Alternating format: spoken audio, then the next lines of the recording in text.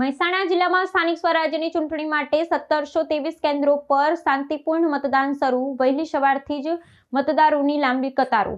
ગુજરાતમાં સ્થાનિક સ્વરાજ્યની સામાન્ય ચૂંટણી 2026 અન્વી રવિવારે મહેસાણા જિલ્લામાં સવારે 7 કલાકથી અત્યંત શાંતિપૂર્ણ અને ઉત્સાહવર્ધક માહોલમાં મતદાનનો પ્રારંભ થયો છે. જિલ્લા ચૂંટણી તંત્રના સુદૃઢ આયોજન હેઠળ મહાનગરપાલિકા, નગરપાલિકાઓ તેમજ જિલ્લા અને તાલુકા પંચાયતો માટે ઊભા કરવામાં આવેલા કુલ 1723 મતદાન મથકો પર વહેલી સવારથી જ મતદારોની લાંબી કતારો જોવા મળી રહી છે.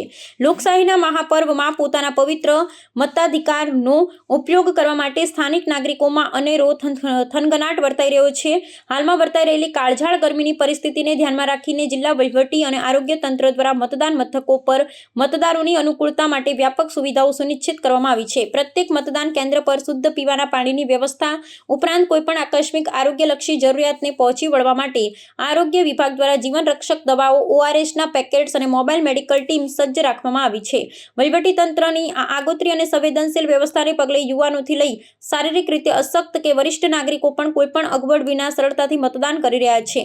આ ચૂંટણી પ્રક્રિયામાં પ્રથમ વખત મતાધિકારનો ઉપયોગ કરનાર ફર્સ્ટ ટાઈમ વોટર્સનો ઉત્સાહ લોકશાહીના સશક્ત ભવિષ્ય માટે એક આશાસ્પદ ચિત્ર રજૂ કરી રહ્યો છે. મહેસાણાના યુવા મતદાર યાના શિવંતીભાઈ પટેલે પ્રથમવાર પોતાનો કિંમતી મત આપ્યા બાદ ગર્વભેર ખુશી વ્યક્ત કરતા જણાવ્યું હતું કે સક્ષમ નેતૃત્વ પસંદ કરવા માટે મતદાન કરવું એ પ્રત્યેક નાગરિકની પ્રાથમિક ફરજ છે. તેમણે અન્ય તમામ નાગરિકોને પણ અચૂક મતદાન કેન્દ્ર પર પહોંચી આ રાષ્ટ્રીય કાર્યમાં સહભાગી થવા અપીલ કરી હતી, જે યુવા પેઢીને વધતી લોકશાહી જાગૃતિનું ઉત્તમ ઉદાહરણ પૂરું પાડે છે. મારું નામ પટેલ યાના શિવંતીભાઈ છે. હું પહેલીવાર મતદાન કરવા આવી છું અહીંયા.